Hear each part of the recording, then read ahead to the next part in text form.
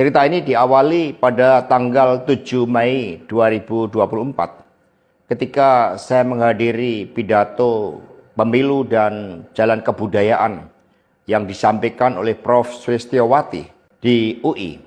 Di situ saya bertemu dengan Bapak Novel Baswedan, Pak Rocky Gerung, dan tokoh-tokoh civil society lainnya.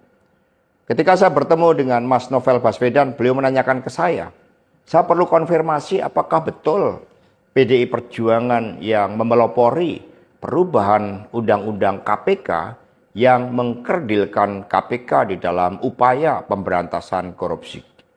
Saya katakan dengan tegas kepada Mas Novel Baswedan saat itu, inilah kalau ada hal-hal yang buruk oleh Presiden Jokowi selalu dilimpahkan kepada PDI Perjuangan dan juga Ibu Megawati Soekarno Putri.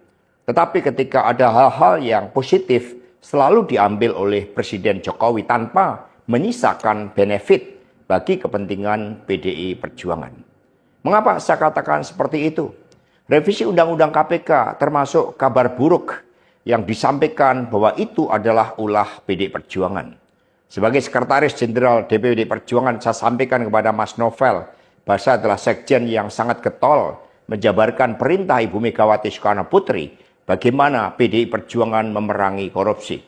Karena itulah tuduhan bahwa revisi Undang-Undang KPK diarsiteki oleh PDI Perjuangan itu sangat salah.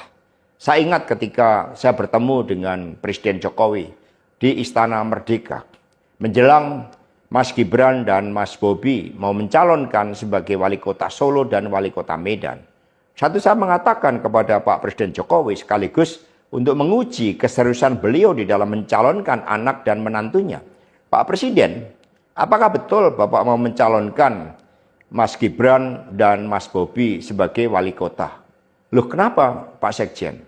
Karena ketika Mas Gibran dan Mas Bobi sebagai wali kota, maka otomatis dia menjadi pejabat negara.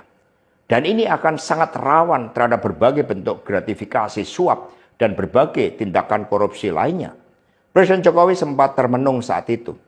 Dan kemudian dari situlah saya merasakan bahwa pertanyaan saya ini sangat mengusik perhatian dari beliau. Karena saya tegaskan bahwa ketika Mas Gibran dan Mas Bobi menjadi wali kota, maka dengan mudah akan terkena operasi tangkap tangan dari KPK dan juga aparat penegak hukum yang lain.